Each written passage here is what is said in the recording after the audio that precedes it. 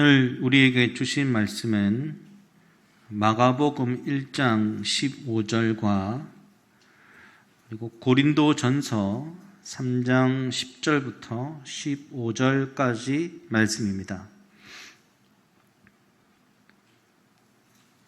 고린도전서 3장 10절부터 15절은 세 번역으로 저희가 읽도록 하겠습니다.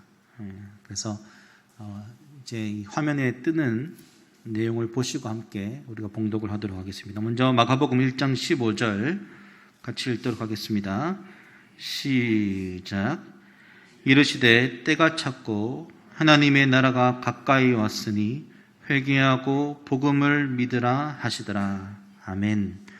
그리고 고린도전서 3장 10절부터 15절은 세 번역으로 읽도록 하겠습니다. 같이 읽겠습니다. 시작. 나는 하나님께서 나에게 주신 은혜를 따라 지혜로운 건축가와 같이 기초를 놓았습니다. 그런데 다른 사람이 그 위에다가 집을 짓습니다. 그러나 어떻게 집을 지을지 각각 신중히 생각해야 합니다. 아무도 이미 놓은 기초이신 예수 그리스도 밖에 또 다른 기초를 놓을 수 없습니다. 누가 이 기초 위에 금이나 은이나 보석이나 나무나 풀이나 짚으로 집을 지으면 그에 따라 각 사람의 업적이 드러날 것입니다. 그날이 그것을 환히 보여줄 것입니다. 그것은 불에 드러날 것이기 때문입니다. 불이 각 사람의 업적이 어떤 것인가를 검증하여 줄 것입니다. 어떤 사람이 만든 작품이 그대로 남으면 그는 상을 받을 것이요, 어떤 사람의 작품이 타버리면 그는 손해를 볼 것입니다. 그러나 그 사람은 구원을 받을 것이지만 불속을 헤치고 나오듯 할 것입니다. 아멘. 이 시간 마가복음을 통해서 본 하나님 나라 여섯 번째, 하나님 나라와 교회라는 제목으로 목사님 말씀 증거해 주시겠습니다.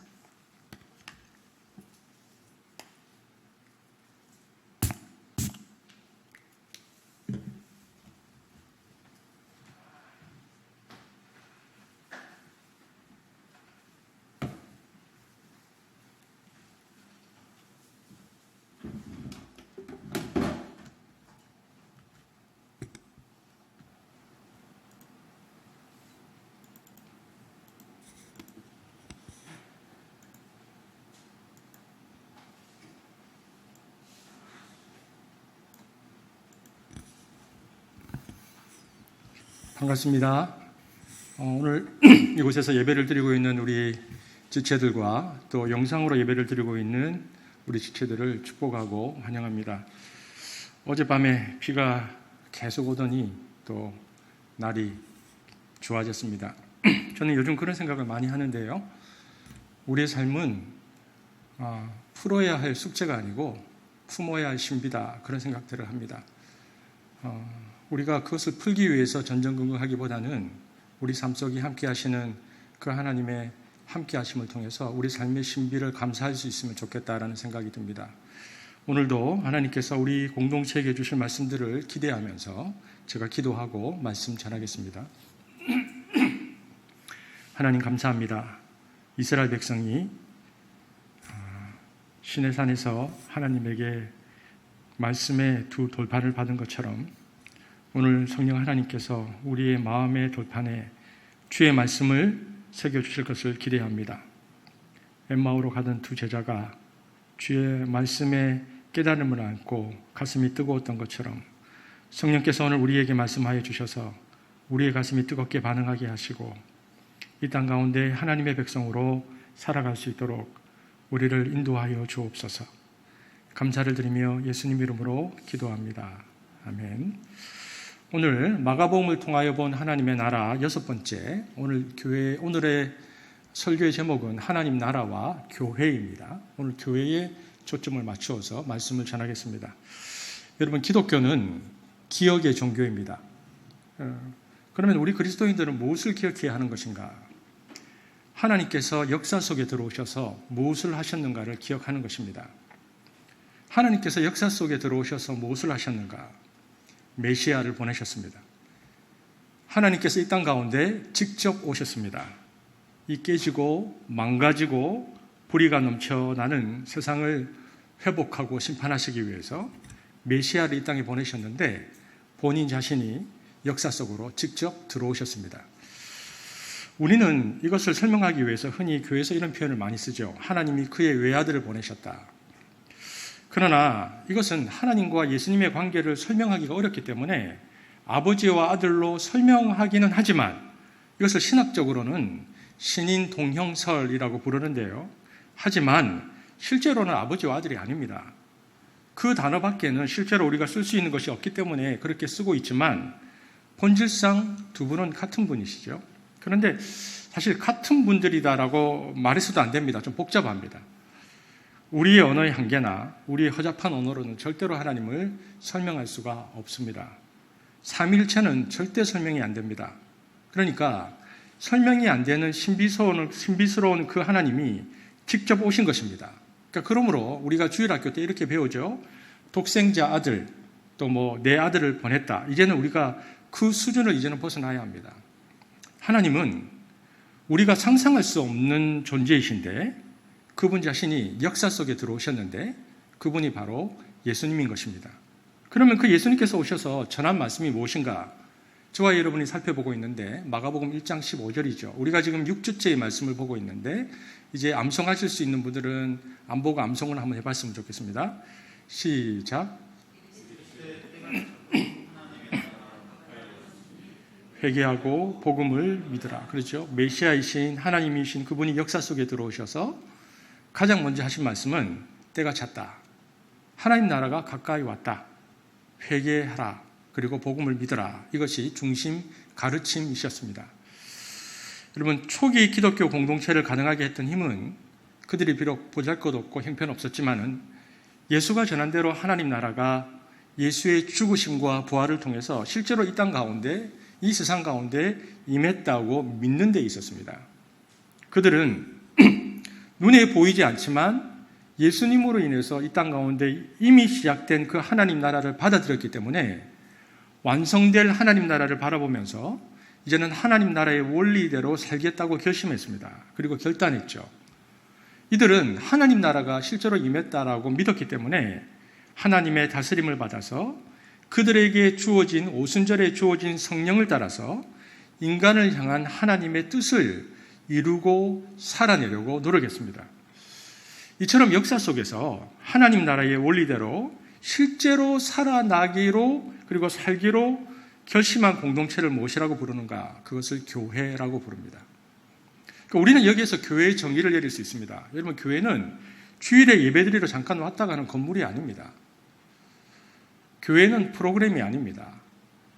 교회는 이미 임한 그 하나님 나라를 고백하고 그리고 살아내고 완성될 하나님 나라를 기다리고 세상 속에서 함께 지어져가는 성도들의 공동체입니다. 제가 다시 말씀드립니다. 교회는 이미 임한 하나님 나라를 고백하고 살아내고 완성된 하나님 나라를 기다리고 세상 속에서 함께 지어져가는 성도들의 공동체.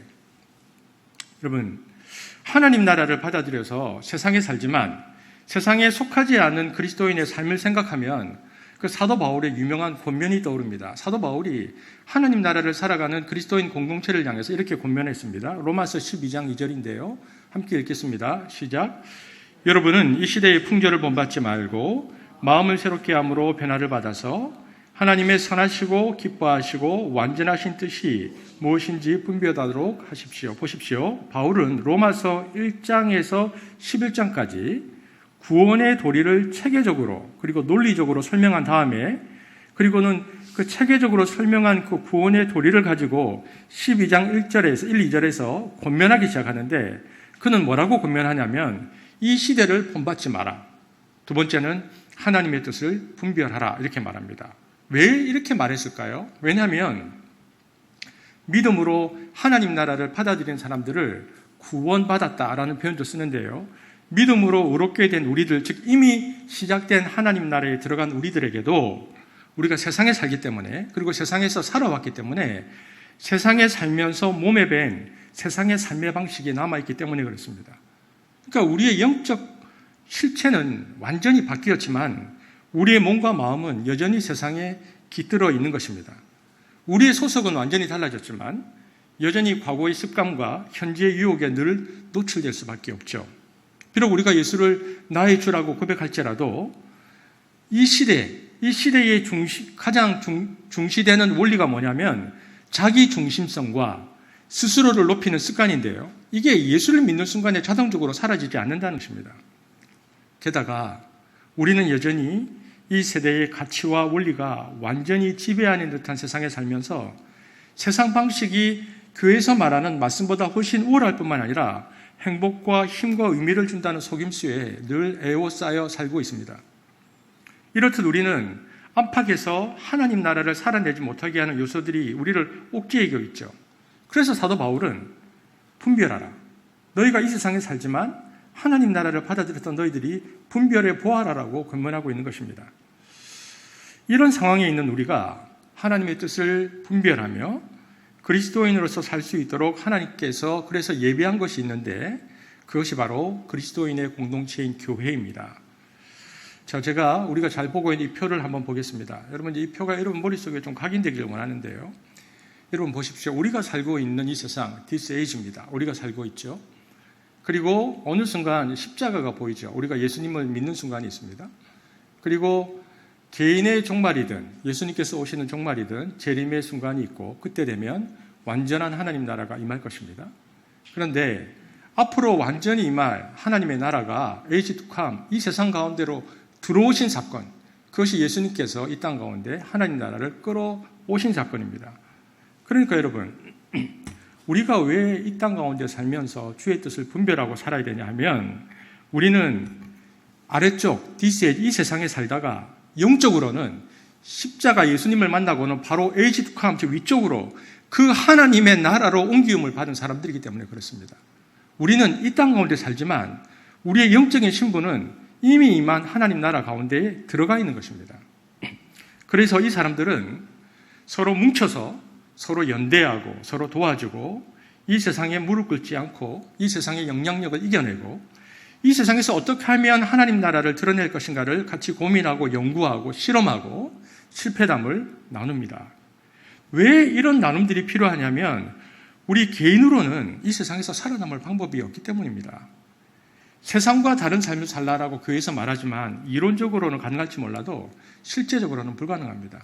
왜냐하면 우리를 둘러싼 세속의 힘에 비해서 우리 각자의 힘은 턱없이 약할 뿐더러 홀로 세상 속에서 살아남는 것이 하나님의 뜻이 아니기 때문에 그렇습니다. 그래서 이처럼 교회는 이미 임한 하나님 나라를 이 세상에서 받아들인 사람들의 공동체이기에 그들은 뭉칠 수밖에 없습니다. 그럼 이전에 그 2차 세계대전 때 레지스탕스가 뭔지 아실 것입니다. 레지스탕스들에게는 아주 중요한 것들이 있습니다. 그들은 나치 정권과 싸울 때 모두 숨어 있었습니다. 숨어 있으면서 전쟁과 전투를 벌였죠. 이들은 전부 점조직으로 되어 연결되어 있기 때문에 이들이 선이 끊어지면 안 됩니다. 그런데 레지스탕스들이 숨어서 이제 그런 전쟁을 벌이는데요. 이들에게 선이 끊어졌다 말은 고립됐다는 말이거든요. 그러면 죽는 겁니다. 여러분, 우리는 어떤 사람들입니까? 우리는 선이 끊어지면 안 되는 사람들입니다. 이미 임한 하나님 나라를 받아들였지만 이 세상 속에 살기 때문에요. 결코 혼자 살아낼 수 없습니다. 선이 끊어지면 죽는 것입니다. 그것이 교회입니다. 그래서 교회는 선이 끊어지지 않기 위해서 계속 모여 있는데, 뭉쳐 있는데, 그래서 교회는 모여서 물론 숫자도 얘기하고 예산도 얘기하고 프로그램도 이야기하지만 이게 다 필요한 것이지만 그건 나중의 이야기입니다. 오늘도 우리가 모여 있는데 우리가 왜 모였습니까? 이 세상 속에서 살아남으려니 하나님 나라를 발견한 사람들이 서로 격려하고 붙잡아주는 것이 필요한 것입니다. 우리에게 동지가 필요한 거죠. 그래서 교회는 내 영적 동지들이 모인 곳입니다. 그것이 교회입니다. 그러니까 우리는 우리의 정체성을 분명히 알 필요가 있습니다. 우리는 누구인가? 자, 그림표를 다시 한번 보겠습니다. 우리 크리스찬들은 이 하나님 나라, age to come이라고 되어 있는 저 윗부분, 이 하나님 나라에 속해 있는 사람들입니다. 우리의 신분은 하나님 나라에 속했습니다. 그런데 우리가 살고 있는 것은 이 세상입니다. 그러면 우리는 이 세상에 살고 있고 우리는 저 하나님 나라에 속해 있고 저 빗금친 곳은 이 세상에 살고 있고 하나님 나라에 갈 때까지 우리가 살아갈 우리의 삶인데 그럼 우리는 어떻게 해야 하는가? 그러니까요, 겉으로 보기에는 꼭 세상 사람들과 우리가 아주 비슷하게 움직입니다. 위장하고 사는 거죠. 그런데 우리들끼리 납니다. 이 세대는 우리의 적대 세력이기 때문에 우리의 정체를 우리가 쉽게 드러낼 수 없습니다. 여기에서는 똑같이 삽니다. 그런데 결정적인 순간에 우리의 정체가 드러나죠. 그것이 크리스찬입니다. 이런 것과 비슷합니다. 일제강점기 때 일본 제국이 우리에게 요구하는 대로 따르거나 다른 척했던 사람들이 많았죠. 독립을 꿈꾸는 사람들은 그래서 그 시대를 버텨냈습니다. 그들은 눈에 띄지 않게 민족을 계몽하고 비밀리에 지원하고 연대했고요. 나라를 되찾을 방법을 궁리했습니다. 독립이라는 공통과제 밑에서 서로가 서로에게 헌신했죠. 교회는 어쩌면 일본 제국의 압제 밑에서 자기 정체성을 잃지 않고 독립을 꿈꾸었던 지하 세력과 아주 유사합니다. 일본 말도 배우고 창시 개명도 했지만 절대 타협할 수 없었던 선이 있었고요. 결정적 순간에는 자신의 안위를 버리고 독립에 목숨을 걸었습니다. 그들은 일본에 속한 척했지만 실제로는 우리 민족에 속한 자들이었습니다. 마찬가지입니다. 우리 그리스도인들 역시 세상 사람들과 똑같이 사는 것처럼 보입니다. 그러나 우리의 소속은 하나님 나라를 모르는 사람들과는 완전히 다른 것이죠. 평상시 우리는 세상 사람들과 별로 다르지 않지만 그림을 잠깐 다시 한번 보여주시겠습니까? 그렇지만 우리는 저 위쪽 하나님 나라로부터 지령을 받는 사람들입니다. 말씀의 지령을 받는 사람들이죠. 하나님 나라를 어떻게 살아가야 되는지를 우리의 지령이 세상의 가치에서 오는 것이 아니고 하나님 나라의 지령을 받는 사람들입니다. 그래서 우리 그리스도인들은 세상 사람들에게 이런 얘기를 들어야 합니다. 우리가 똑같은 줄 알았는데 알고 보니까 다른 사람들이네? 이런 말을 들어야 됩니다. 그런데 오늘날 크리스찬의 모습은 어떠합니까? 평상시는 달라 보입니다. 교회도 가고 예배도 드리고 달라 보여요. 그런데 사람들이 하는 말이 얘는 우리와 다를 줄 알았어. 그런데 결정적인 순간이 되면 똑같습니다. 돈을 쓰는 방식도 똑같고 결정하는 방식도 똑같고 뭔가 우리가 다를 줄 알았는데 결정적인 순간에 대해서 그들이 결정하는 거 보면 세상 사람들과 똑같이 결정한다는 것입니다. 그래서 사람들이 놀라죠. 얘는 우리와 다를 줄 알았는데 이게 우픈 얘기입니다. 그것이 크리스찬이 아닙니다. 크리스찬은 평상시에는 똑같은 줄 알면서 삽니다. 똑같은 줄 압니다. 그런데 결정적인 순간에 다른 사람들, 그러니까 불의가 오니까 다 도망가잖아요. 다 도망가는데 그런데 크리스찬은 똑같은 줄 알았는데 그때 그 자리에 있어서 그건 아니잖아요 라고 소리를 하는 사람들입니다. 그러니까 사람들이 말하죠. 야, 저 멍충이 저렇게 살면 세상에서 도태돼. 그리고 세상 사람들이 우리를 이렇게 보는 것입니다. 야, 너 왜 이렇게 바보처럼 살아? 그렇게 하면 너 손해봐. 너 왜 저래? 나라에서, 학교에서, 혹은 세상을 살면서 직장에서 이루어지는 온갖 관행들이 그럴 뿐만 아니라 세상 사람들이 그렇게 우리들에게 말을 할 때 중요한 순간에 우리는 그건 아니잖아요. 그렇게 말하는 것입니다. 결정적인 순간에. 지금은 우리나라의 학교에 촌지라는 게 다 없어졌죠. 법으로도 불가능하고. 근데 이전에는 촌지를 이렇게 받는데 만약에 촌지를 받는 시대에 어떤 선생님이 자기가 신앙의 양심을 가지고 나는 촌지를 받지 않겠다 그러면 어떻게 됩니까? 왕따를 당하겠죠. 그것이 맞는 것이지만 야, 너만 잘났어? 불이익을 당하는 것이죠. 피해를 보는 것입니다. 여러분, 우리가 세상살이를 하면서 어느 선까지 타협해야 하는 선들이 있습니다. 모든 것을 도덕적 결벽주의자처럼 반응할 필요는 없습니다. 어떤 것은 밀고 당겨야 됩니다. 세상을 살겠다니까. 근데 밀고 당기다가 우리가 어떤 생각을 해야 되냐면 막 밀고 당기는데 그러다가 이 선은 넘어갈 수 없다. 이 선을 넘어가는 것은 내가 절개를 버리는 거다. 이 선을 넘어가는 것은 내가 하나님을 두려워하지 않는 것이다. 이 선을 넘어가는 것은 내가 그리스도를 따르지 않는 것이라는 선이 생기게 되어지면은 그때는 생명을 거는 것입니다. 그것이 크리스찬입니다. 왜 그렇게 하는가? 왜냐하면 우리의 소속이 하나님 나라에 있기 때문에 그렇습니다. 우리 그리스도인들은 그런 존재들입니다. 우리는 위로부터 지령을 받고 있는 존재들이죠. 여러분, 교회라는 곳이 그런 곳입니다. 하나님 나라가 이 땅에 임했기 때문에 그 임한 하나님 나라를 함께 살아나는 사람들이 교회입니다. 그래서 교회는 어떤 곳인가? 다시 한번 보겠습니다. 저 위에 나타난 하나님 나라, 그죠? 미래에 올 하나님 나라가 들어온 것입니다. 에이스투캄이라고 되어 있죠. 이제 이 하나님의 나라는 눈에 안 보여요. 눈에 보이지 않지만 이미 시작된 하나님 나라, 그 이미 시작된 하나님 나라를 받아들이는 공동체가 교회인데요. 그 교회는 저 공중에 붕붕 떠 있는 것이 아니고 디스에이지, 이 세상에 살면서 교회를 세워나가는 것입니다. 그러니까 교회는 눈에 보이지 않는 하나님 나라를 받아들여서 이 세상 가운데 눈에 보이도록 하나님 나라를 드러나는 것이기 때문에 건강한 교회를 세워나간다는 것이 얼마나 중요한 일인지 모릅니다.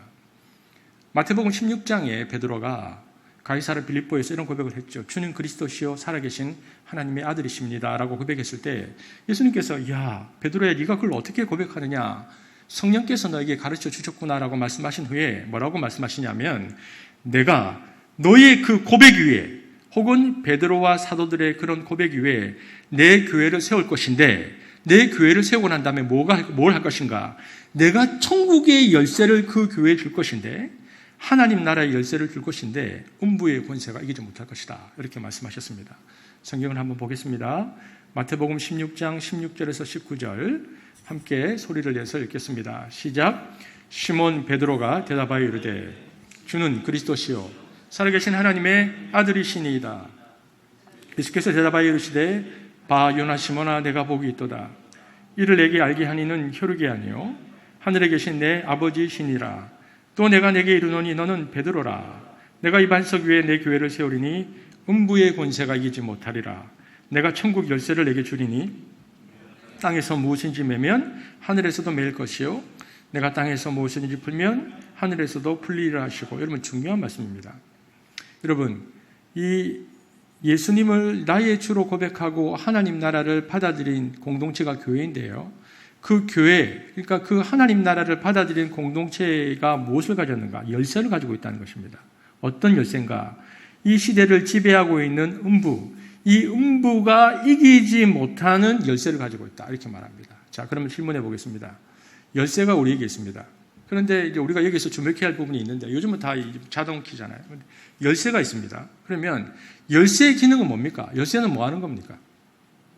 좀 어렵습니까? 열쇠는 뭐 하는 거죠? 여는 거죠. 그럼 열기만 합니까? 닫기도 합니다. 여러분, 교회가 하나님 나라를 이 땅에 드러내면 하나님 나라의 열쇠로 하나님 나라를 열어서 이 땅에 수많은 사람들이 교회를 통해서 하나님 나라로 들어옵니다. 그러나 교회가 이 시대를 흉내내고 이 시대에 속한 집단으로 전락해버리면 하나님 나라를 보여주지 못하기 때문에 열쇠로 그 하나님 나라를 닫아버립니다. 그래서 자기도 안 들어가고 다른 사람들도 못 들어가게 합니다. 이게 교회입니다. 여러분, 하나님 나라의 열쇠를 가졌다고 교회는 하나님 나라의 열쇠와 권위를 가졌다고 자랑한다고요? 아닙니다. 이 열쇠는 굉장히 무서운 열쇠입니다. 이 땅에 있는 사람들이 하나님께로 갈 수 있도록 길을 보여주고, 그래서 사람들이 교회를 보면서 야, 어쩌면 저 사람들이 모여있는 걸 보고 살아가는 걸 보니까 하나님이 살아 계실지도 모르겠네. 야, 크리스찬이 사는 것을 보니까 이것이야말로 내가 살고 싶었던 삶인데 나는 용기가 없어서 그렇게 못 살고 있는데 이 사람들은 어떻게 이렇게 살지? 그래서 그런 거룩한 상상력을 그 사람들에게 불러일으키게 하는 것이 교회이고요. 그것이 크리스찬이고요. 그렇게 해서 교회를 통해서 하나님 나라로 사람들이 들어오게 하는 것, 이것이 교회가 가지고 있는 여는 열쇠죠. 그런데 사람들이 교회와 크리스찬을 보면서 야, 하나님 있기는 뭐가 있어? 야, 너랑 나랑 뭐가 다른데? 너 똑같이 살잖아. 야, 너랑 나랑 사실 똑같이 살잖아. 내가 너를 아는데 너 교회 가는 거 말고 나하고 다른 게 뭐야? 그런데 네가 천당 간다고? 가라. 네가 가는 천당 가라. 가라. 나는 안 간다. 이것이 오늘날 현대인들이 크리스찬들에게 보이는 자세와 태도이죠. 오늘날 교회와 그리스도인들은 안타깝게도 하나님 나라의 문을 닫는 쪽에 많이 기울어져 있다는 생각이 듭니다. 그러니까 여러분, 우리가 생각을 잘해야 됩니다. 우리가 적당히 살 수가 없습니다. 나 때문에 하나님 나라에 못 들어가는 사람이 생길 수 있다는 말입니다. 우리 교회 때문에 하나님 나라에 못 들어가는 사람들이 생길 수 있다는 말입니다. 왜냐하면 우리에게 그 열쇠가 있으니까. 그래서 고린도전서에 보면 하나님의 부르심에 따라서 형성된 교회가 있는데, 하나님의 부르심에 따라 형성된 고린도 교회가 교회 본연의 모습들을 유지하지 못하고 있다는 안타까운 소식을 사도 바울이 들으면서 그 각 상황들에 답변하면서 조언하는 내용들이 기록되어 있는데, 이것이 고린도서입니다. 그래서 사도 바울은 하나님 나라를 드러내지 못하고 자꾸 문을 닫으려고 하는 그 고린도 교회를 향해서 무엇이라고 조언하는가? 그것이 저와 여러분이 읽었던 오늘 본문입니다. 고린도전서 3장 10절에서 11절인데 함께 읽겠습니다. 시작. 나는 하나님께서 나에게 주신 은혜를 따라 지혜로운 건축가와 같이 기초를 놓았습니다. 그런데 다른 사람이 그 위에다가 집을 짓습니다. 그러나 어떻게 집을 지을지 각각 신중히 생각해야 합니다. 아무도 이미 놓은 기초이신 예수 그리스도밖에 또 다른 기초를 놓을 수 없습니다. 사도 바울이 지금 본문을 보십시오. 뭐라고 말하냐면 내가 아주 지혜로운 건축가처럼 기초를 놓았다. 그런데 그 기초가 누구냐고 말하냐면 예수 메시아다. 메시아이신 예수가 기초라는 것입니다. 교회에. 임한 하나님 나라의 핵심이 누구인가? 바로 예수 메시아다. 그분이 기초다. 이렇게 사도 바울이 말합니다. 그런데 그분이 교회의 기초인데 예수 메시아이신 그분의 기초 외에 다른 곳으로 자꾸 교회를 지으려고 하지 마라. 기초가 그리스도이기 때문에 이 메시아의 기초하지 않은 다른 곳들로서는 지어서는 안 된다.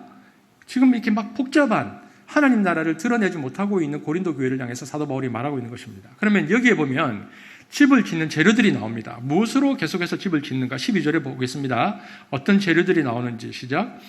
누가 이 기초 위에 금이나 음이나 보석이나 나무나 풀이나 집으로 집을 지으면 여기 보십시오.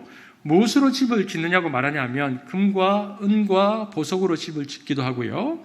나무와 풀과 지푸라기로 집을 짓기도 한다. 이렇게 말합니다. 이것으로 뭔가를 짓는다는 겁니다. 바울이 말하는. 그런데 그것이 무엇이든 그것으로 뭔가를 지으면 어떤 결과가 나오는가? 자, 12절에서 15절. 지으면 이런 결과가 나온다는 것입니다. 읽겠습니다. 시작. 누가 이 기초 위에 함께 읽겠습니다. 시작. 누가 이 기초 위에 금이나 은이나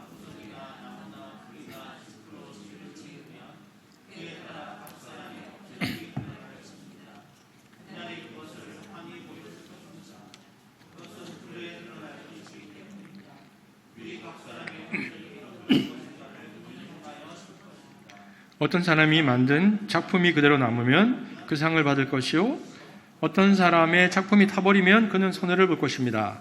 그러나 그 사람은 구원을 받을 것이지만 불 속에 헤치고 나오듯 할 것입니다. 이게 세 번역을 읽었는데요. 여기 보니까 빨간색으로 어떤 단어들이 나옵니까? 업적, 또 뭐가 나왔습니까? 작품이라고 나왔죠. 같은 단어입니다. 근데 개역개정 성경에는 우리가 보통 보는 이것을 공적이라고 표현했습니다. 한번 같이 읽어보겠습니다. 개역개정으로 시작. 각 사람의 공적이 나타날 것인데 그날이 공적을 밝히리니 이는 불로 나타내고 그 불이 각 사람의 공적이 어떠한 것을 시험할 것임이라. 만일 누구든지 그 위에 세운 공적이 그대로 있으면 상을 받고. 그러니까 뭐냐? 무슨 얘기냐면요. 그게 금이든 은이든 풀이든 지푸라기든 무엇으로 집을 짓잖아요. 지으면 바울이 말하기를 어떤 업적이 남는다. 어떤 작품이 남는다. 어떤 공적이 남는다 이렇게 말합니다. 그런데 여기서 말하는 업적, 작품, 공적, 이게 이제 그리스 말로, 원래 써있는 그리스 말로 에르고온이라는 단어입니다. 근데 이 에르고온이라는 단어를 영어로 번역할 때는 work, 일한다는 단어로 번역했습니다. 그래서요, 사도 바울이 데살로니가전서 1장 3절에 보면 바울이 믿음, 소망, 사랑에 대해서 얘기하면서 뭐라고 얘기하냐면 믿음의 역사, 사랑의 수고, 소망의 인내를 얘기하는데 한번 보겠습니다. 데살로니가전서 1장 3절 한번 같이 보겠습니다. 시작. 너희의 믿음의 역사와 우리 주 예수 그리스도에 대한 소망의 인내를 끊임없이 기억하미니. 보십시오. 바울이 믿음, 소망, 사랑을 이야기하는데 뭐냐면 사랑에는 뭐가 따른다? 여기 보니까 뭐가 따른다? 사랑에는 수고가 따른다. 소망에는 뭐가 따른다? 인내가 따른다. 근데 믿음에는 뭐가 나온다? 역사가 따른다. 이 역사가 에르고온이라는 단어입니다. work, 조금 전에 말했던. 그러니까 이걸 영어 성경으로 번역하면 이렇게 됩니다. 이 본문들이. 영어 성경에도 똑같이 work라고 번역했죠. 그러니까 이런 얘기입니다. 사도 바울이 고린도전서에서 말하고 싶은 것은요. 믿음의 역사, 믿음이라는 것을 가지게 되면 work, 어떤 일이 벌어진다는 겁니다. 그러니까 우리가 어떤 일을 하게 되어진다. 그것을 공적이라도 표현했고 업적 작품이라고도 번역했습니다. 그러니까 우리가 어떤 믿음을 가지게 되든지 간에 사람은 그 믿음을 가지고 어떤 삶을 살게 됩니다. 그러니까 자본주의를 추정하는 사람들은 자본주의의 삶의 열매를 맺을 수밖에 없죠. 그러니까 그 작품이, 그 업적이 그 사람에게서 나오는 것입니다. 그러면 우리가 기독교적 믿음을 가지게 되어지면 우리가 믿고 있는 바에 따라서 무엇이 나타나는가? 우리 삶의 작품이 나타난다는 것입니다. 우리 삶의 공적들이 나타나는 겁니다. 그러니까 우리가 삶을 살면서 뭔가를 지금 만들고 있다고 생각하면 됩니다. 우리가 지금 뭔가를 만들고 있어요. 우리가 지금 뭔가를 워크하고 있는 것입니다. 그런데 이것이 우리가 믿음을 가지고 살면 뭔가를 만들고 있는데, 무엇이 만들어지고 있는데 이것이 만들어지고 있는 것으로 끝나는 것이 아니고, 바울이 뭐라고 하냐면 만들어졌는데 마지막 날 주께서 불로써 만들어진 것을 심판한다, 이렇게 말하고 있습니다. 한번 읽어보겠습니다. 다시 12절에서 15절 보고 있습니다. 시작. 누가 이 기초 위에 금이나 엄이나 보석이나 나무나 풀이나 칩으로 집을 지으면 그에 따라 각 사람의 업적이 드러날 것입니다. 그날이 그것을 환히 보여줄 것입니다. 그것은 불에 드러날 것이기 때문입니다. 불이 각 사람의 업적이 어떤 것인가를 검증하여 줄 것입니다. 어떤 사람이 만든 작품이 그대로 남으면 그는 상을 받을 것이요, 어떤 사람의 작품이 타버리면 그는 손해를 볼 것입니다. 그러나 그 사람은 구원을 받을 것이지만 불속을 헤치고 나오듯 할 것입니다. 그러니까 뭐냐면, 우리가 믿음을 가지고 하면 뭔가를 남기는데 그것이 나중에 심판을 받는다는 것입니다. 불로. 그런데 우리가 불로 심판을 받는다고 생각하면 사람들이 머릿속에 뭘 떠오르냐 하면, 한국 사람들은 불교 그림 중에서 지옥도라는 게 있습니다. 항아리에 막 불을 떼어놓고 사람들이 그 안에서 막 뜨겁게 하고 고문하고, 신과 함께 영화에다 나오는데요. 그런 그림들을 연상해서 하나님께서 불로 심판한다, 이런 이미지를 갖습니다. 이제 샤머니즘에 젖은 우리 한국 사람들은 그래서 심판할 때 불이라는 단어가 굉장히 많이 나오는데, 그 단어를 볼 때마다 마지막 날 하나님이 불로 확 붙여가지고 고문도 하고 태워버린다, 뭐 이런 것들을 연상합니다.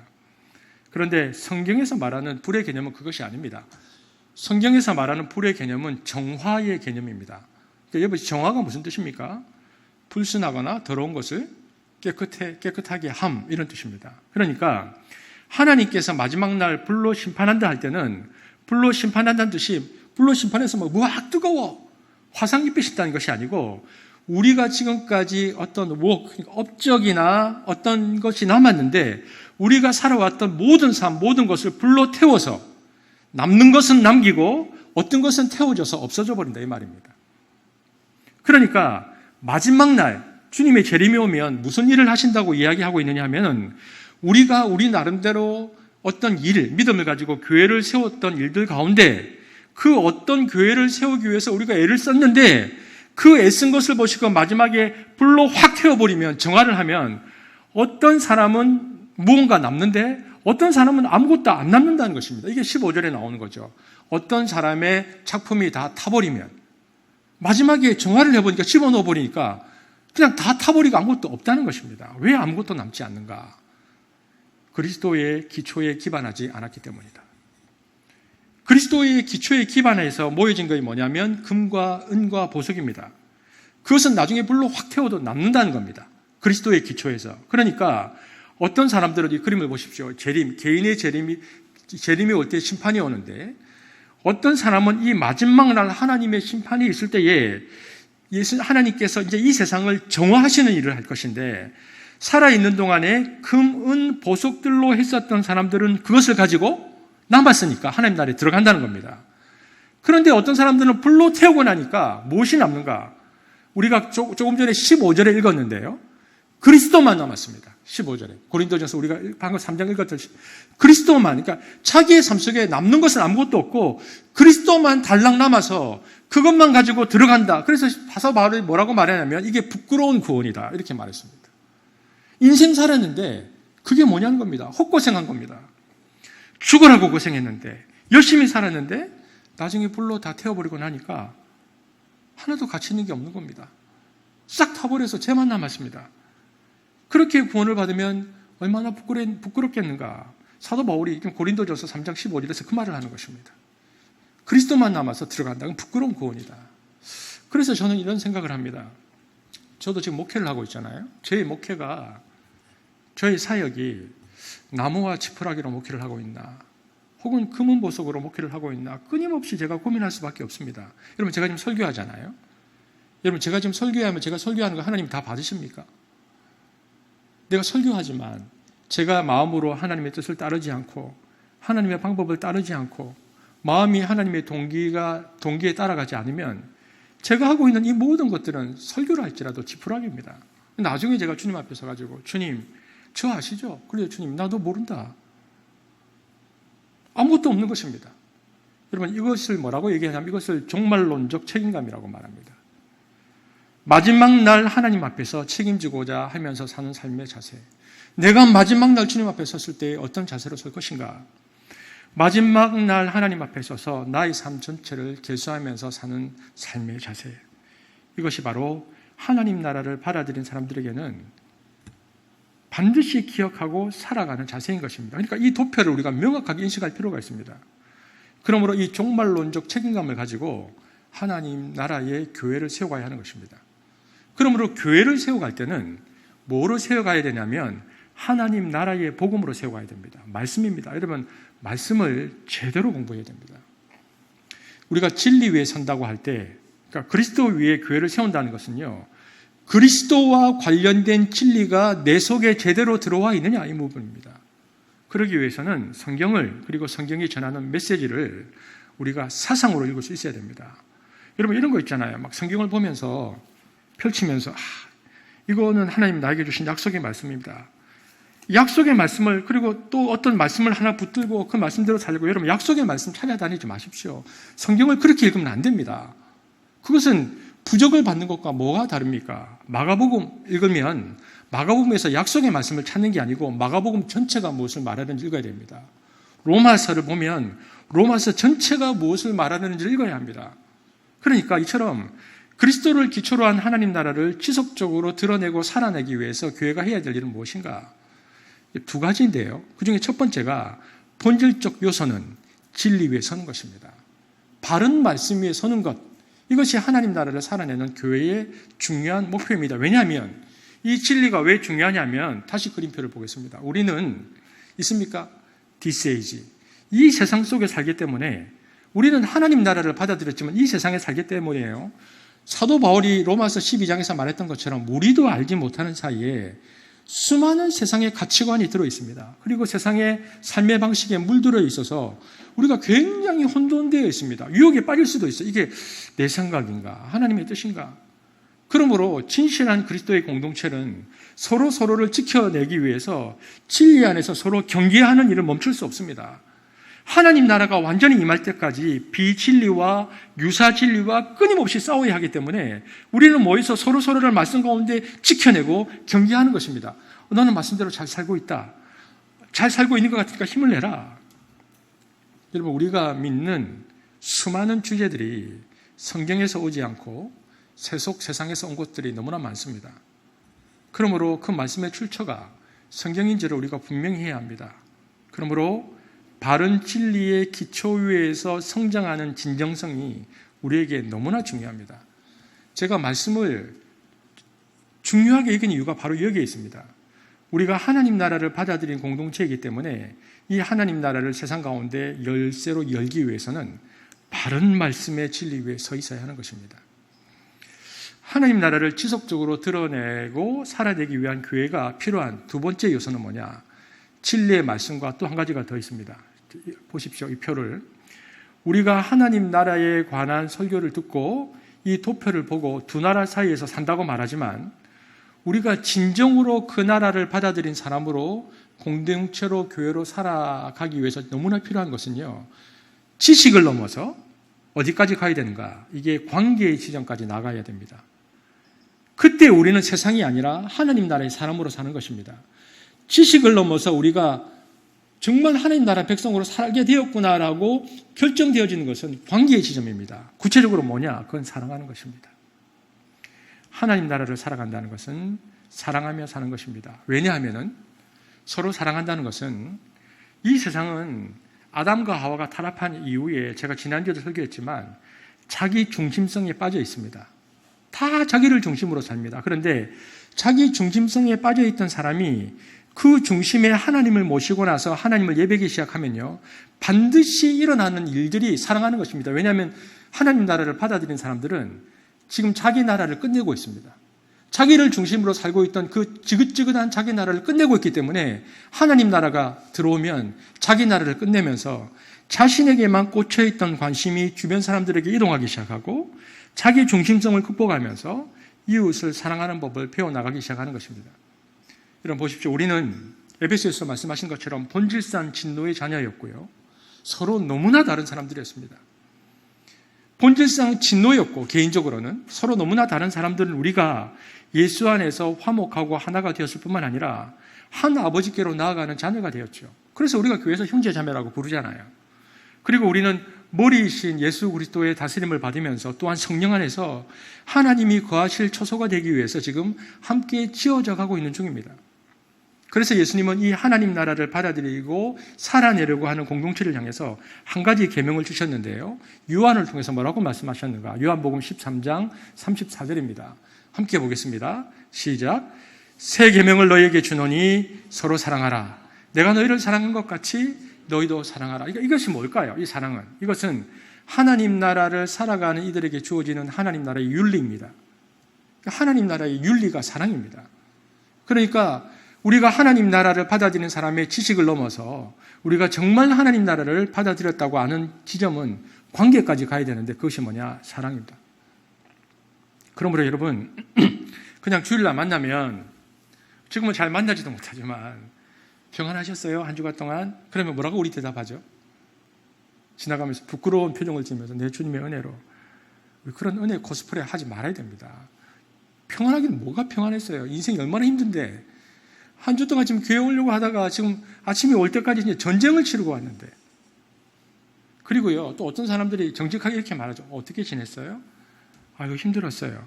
이렇게 한숨 쉬면서 힘들었다고 말하는데 그 사람을 보고 기도하면 되지. 이런 이야기 하지 말라는 겁니다. 교회 와서. 생각해보면 정말 크리스찬들은 엉터리입니다. 어지간한 성숙한 비그리스도인보다 못합니다. 그러니까 그렇게 하지 말고 무슨 일이 그렇게 힘들었어? 옆에 가서 들어주고 그리고 제발 성급하게 답하려고 하지 말고 그러니까 왜 그렇게 답을 해야 된다고 강박관념을 가지고 있는지 모르겠어요. 여러분 제가 말씀드린 인생에 답이 별로 없어요. 인생은 풀어야 할 숙제가 아니라니까요. 그리고 고통을 지금 겪고 있는 사람들은 여러분이 생각했던 그 고통의 답을 이미 다 생각해 보았으니까 제발 그런 얘기 하지 말라는 겁니다. 교회 와서. 그냥 고통 겪는 사람들 곁에 가서 그냥 같이 있어주라. 로마서 12장 15절에 이렇게 말했죠. 사도 바울이. 우는 자들과 함께 울고 기뻐하는 자들과 함께 기뻐하라. 이것이 기독교인들이 공동체 안에서 살아내야 할 삶입니다. 그래서 사람들이 자꾸 교회 가고 싶어져야 됩니다. 왜냐하면 거기 가면 나를 알아주는 사람들이 있으니까. 나를 알아주는 사람들이 있고 내 얘기를 들어주는 사람들이 있고 나를 위해서 울어주는 사람들이 있고 내 이야기를 들으면서 기뻐해주는 사람들이 있으니까. 근데 현실의 교회에 와보면 어떤 사람들이 있는가? 나 좀 사랑해줘. 나 좀 사랑해줘. 이렇게 말하는 사람들이 많습니다. 왜냐하면 이 사람들은 영적으로 어린아이들이거든요. 영적인 어린아이들이니까 우리 아이들이 과자 더 주세요라고 말하는 것 똑같습니다. 그런 사람들이 많죠. 그러나 정말 교회에 와서 우리가 해야 될 진짜 일은 뭐냐? 나 좀 도와줘야 하는 사람들의 손을 잡는 것입니다. 손 잡아주면서 이렇게 물어봐야 되죠. 내가 어떻게 도와줄까? 여러분 한번 물어보십시오. 그리고는 밥 한 끼 같이 먹자. 이렇게 얘기하는 겁니다. 그런데 어느 순간부터 너무 피상적인 교제가 이루어지죠. 전부 말로만 사랑합니다. 그래서 진짜 사랑을 못하는 것입니다. 여러분 사랑은 인격과 인격이 만나는 거잖아요. 그런데 인격과 인격이 만나지 못하면 어떻게 사랑을 할 수 있겠습니까? 그러니까 코로나 기간을 지나면서 우리의 사랑의 피상성은 훨씬 더 커질 수밖에 없습니다. 그냥 말로만 어떻게 지내? 라고 할 수밖에 없어요. 못 만나니까. 그러므로 사도 바울이 말하는 것처럼 그리고 우리가 보았던 이 표에서처럼 이 세대를 살아가면서 이미 임한 하나님 나라를 살아간다는 분명한 인식하에 우리가 진짜 사랑의 삶을 살려면 그리스도를 중심으로 한 우리의 삶의 전체가 재편되어야 됩니다. 그러기 위해서는요. 올바른 지식 충족이 먼저 필요하죠. 그러니까 올바른 지식, 하나님 나라의 복음의 지식이 필요합니다. 매우 중요한데 하지만 성장은 지식 축적만으로 되는 게 아닙니다. 성장은 관계는 살아낼 때 되는 것입니다. 여러분 제가 지금 설교하잖아요. 여러분 지금 제 설교 얘기를 듣고 제 설교를 듣고 제 설교의 내용이 맞다고 동의하면 여러분 변합니까? 안 변합니다. 제 설교에 동의한다고 뭐가 변합니까? 여러분 그렇게 된 지식을 가지고 자기 내면을 들여다봐야 되죠. 내 인생을 들여다봐야 되죠. 그래서 그 말씀이 내 인생과 내 내면을 고쳐야 변화가 되는 거지 뭐 그렇다라고 말하는 게 무슨 변화를 우리에게 주겠습니까?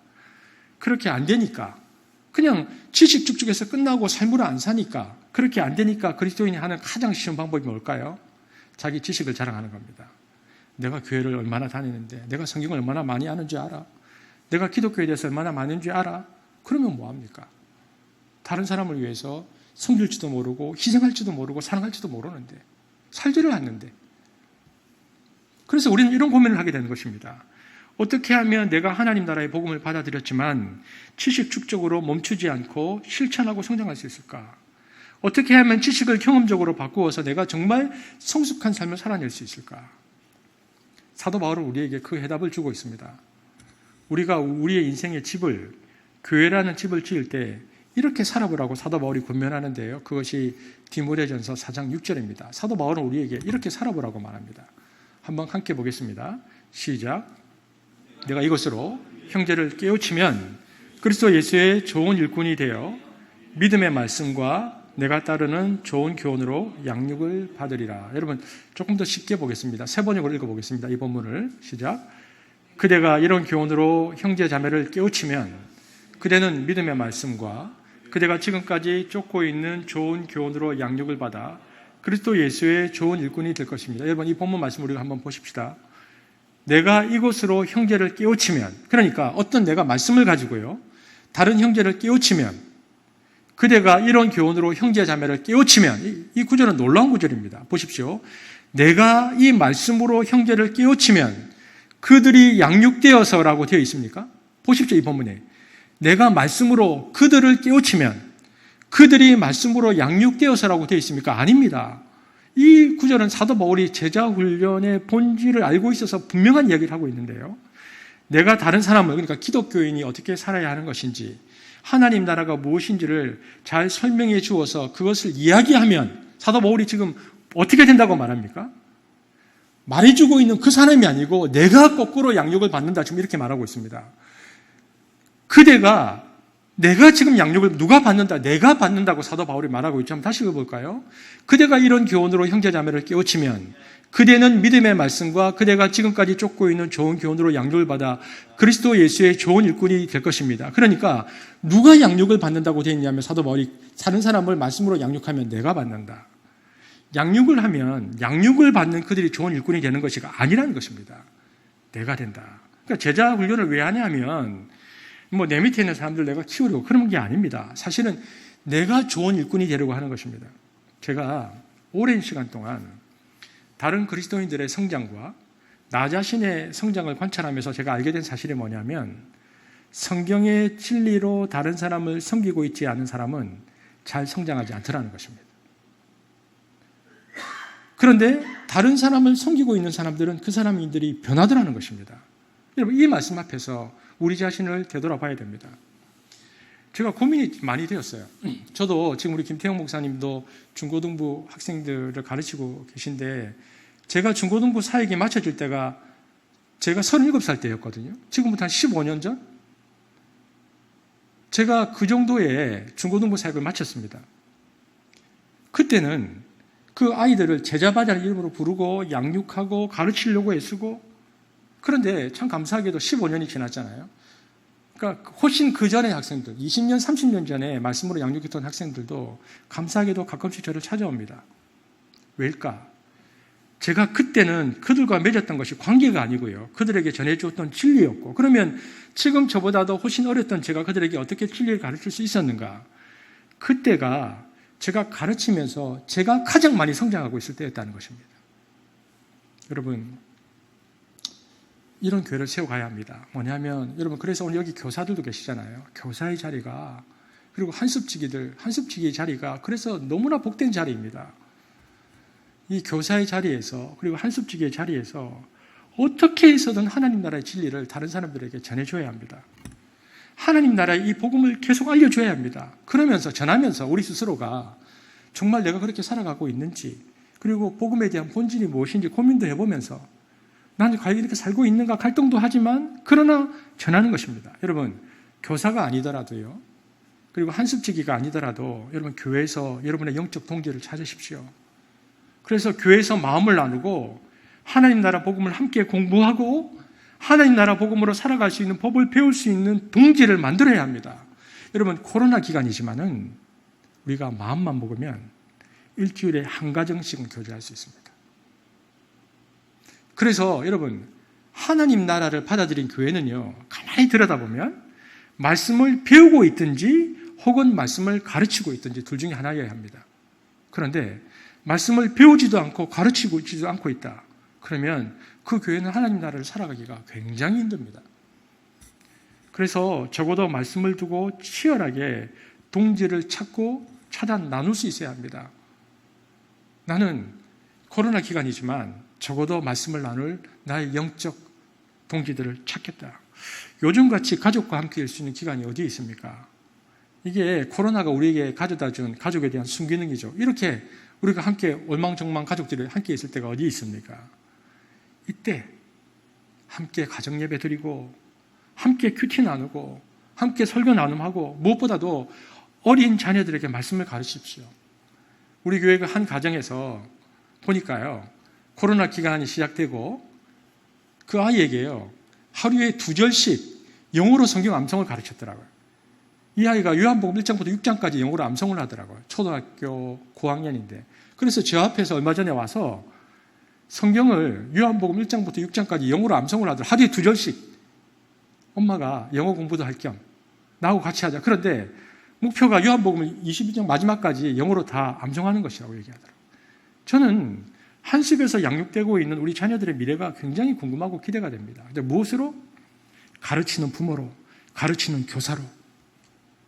여러분, 그런데 오늘날 교회는 마치 수천 명 모인 보육원 같습니다. 뭐냐면 목회자가 이유식 만들어갖고 확 뿌리고, 근데 그 뿌리는 이유식도 하나님 나라 이유식이면 좋은데 온갖 인스턴트가 다 들어가는 거예요. 이전에 이제 한 분이 그러더라고요. 농담으로 저에게 막연하 같이 지나는, 김동희 목사님 참 동안이시네요. 왜 동안이냐? 방부제를 많이 먹어가지고. 맞습니다. 우리가 하나님 나라 복음을 먹지 않고 방부제를 많이 먹잖아요. 그럼 계속 아이로 있습니다. 영적 아이로 있습니다. 여러분, 많이 모이면 뭐합니까? 다 영적 아이들인데. 자기 인생 어떻게 하나 할 줄 모르는데, 하나님 나라 백성으로 내가 어떻게 살아야 되는지도 모르는데, 세속적 가치에 가득 차서 늘 세상에서 성공할 것만 꿈꾸는 사람들인데 많으면 뭐합니까? 교회는 그런 것이 아닙니다. 그러니까 하나님 나라의 문을 닫는 것입니다. 제가 그래서 우리 한숲을 생각합니다. 우리 교회가 이제 벌써 12년 전에 이곳에 교회가 세워졌습니다. 이곳에서 개척되었죠. 저는 한숲교회를 생각하면서 한숲교회가 목사님 설교를 듣고 은혜만 받는 곳이 아니고요. 그래서 교회에 영적 유아들이 가득한 곳이 아니고 각자의 자신의 사명을 찾아가는 인생들로 바뀌어가는 교회를 소망합니다. 저는 그래서 우리 교회에서 처음 신앙생활 하시는 분들 있잖아요. 한숲교회가 처음 신앙생활 하는 곳이라는 분들에 대한 기대가 많습니다. 제가 왜 이런 생각을 하냐면요. 한숲에서 처음 신앙생활을 시작하는 분은 다른 곳에서 시작하는 분과 뭐가 다를까? 이런 생각들을 목회자로서 제가 한번 해보는 것입니다. 여러분, 믿음이 아예 없었던 사람, 그러니까 교회가 뭔지도 모르고 복음을 한 번도 들어보지 못한 사람들에게는 어떤 기본적인 오리엔테이션이 없잖아요. 교회가 뭐냐, 이런 모르잖아요. 그러니까 아무것도 없는, 오리엔테이션이 전혀 없는 사람들에게 하나님 나라의 복음이 가장 선명하게 전달되어지면 그들은 잘못된 오리엔테이션이 없기 때문에, 그러니까 잘못된 것들, 왜곡된 지식을 빼내지 않아도 되기 때문에 빠른 속도로 성장한다는 것을 보게 됩니다. 그리고 그 다음에는요, 그것은 그 사람이 알아서 하는 겁니다. 따라서 가든지 말든지, 그건 그 사람의 결단입니다. 그것까지 우리가 할 수는 없죠. 평생 살았지만 바보짓 하면서 다 타버릴 인생을 살 것인지, 금과 은과 보석의 인생을 살 것인지는 그 사람의 선택의 문제입니다. 하지만 바른 복음을 전하면 복음은 그 사람을 변화시킵니다.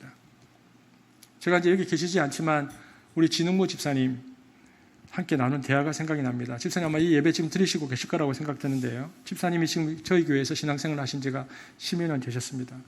집사님이 코로나가 시작되기 전에 저에게 그런 말씀하셨습니다. 이곳에서 복음을 듣고 신앙생활을 하셨는데 그 집사님이 그러시더라고요. 목사님, 저는 하루를 살아도 하나님 나라를 위해서 제대로 살고 싶습니다. 여러분, 그것입니다. 제가 그때 그렇구나, 이곳에 교회가 세워진 이유가 바로 이것이구나. 여러분, 여러분이 외우고 있고요. 지금 예배를 드리고 있는 우리가 이렇게 보면 오른쪽에 한숙교회를 통해서 하나님 나라를 본다. 이게 우리 교회 처음 시작 때부터 하나님께서 우리에게 주신 비전입니다. 한숙교회를 통해서 하나님 나라를 본다는 이 꿈의 실현은 신학적으로 또 경험적으로 인격적으로 상황적으로 한 번에 알 수 있는 게 아니었죠. 10여 년의 훈련의 시간이 필요했던 시간입니다.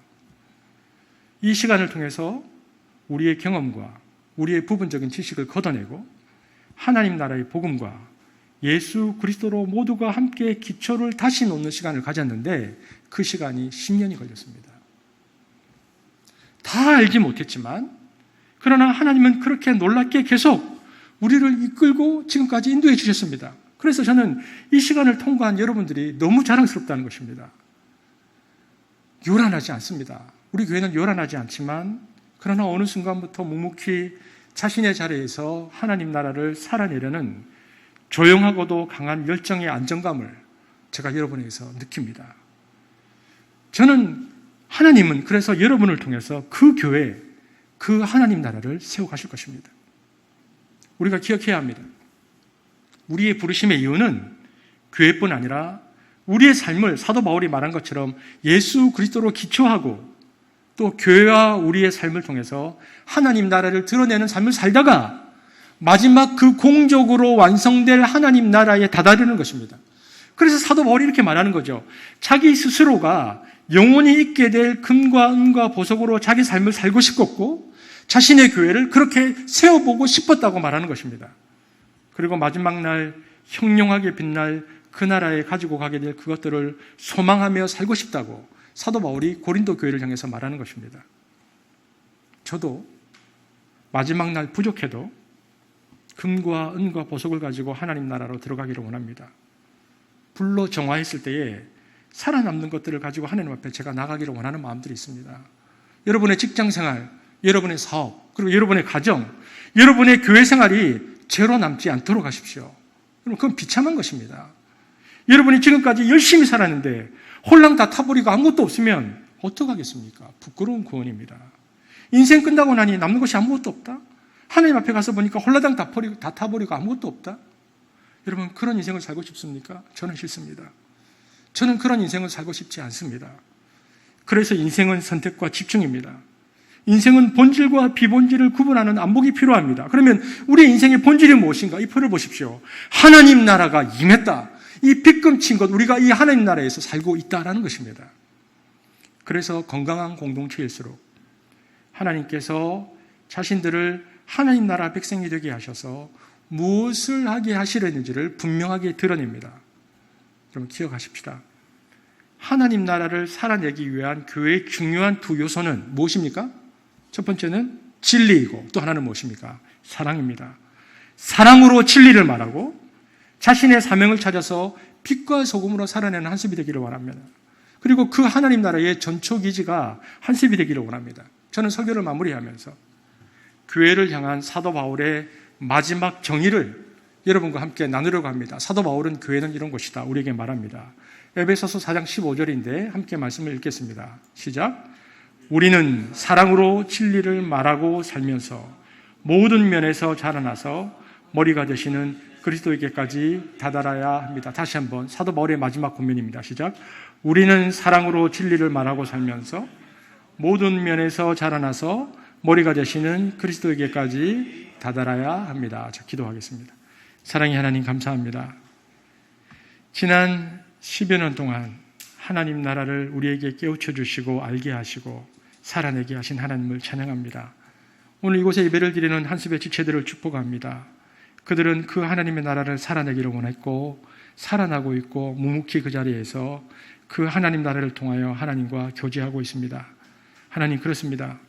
한습이 하나님 나라를 드러내며 그래서 하나님 나라를 살아가는 사람들의 삶과 가치와 태도와 모습을 보면서 천국 열쇠가 열려져서 또 많은 이들이 이 하나님 나라를 발견하는 일에 쓰임받는 교회가 되기를 원합니다. 하나님 우리를 그렇게 사용하여 주시고 마지막 주님 앞에 섰을 때에 우리의 삶이 부끄럽지 아니하는 하나님께 영광을 돌린 삶이 될 수 있도록 우리를 그렇게 사용하여 주옵소서. 감사를 드리며 우리 구주 예수 그리스도의 이름으로 기도하였습니다.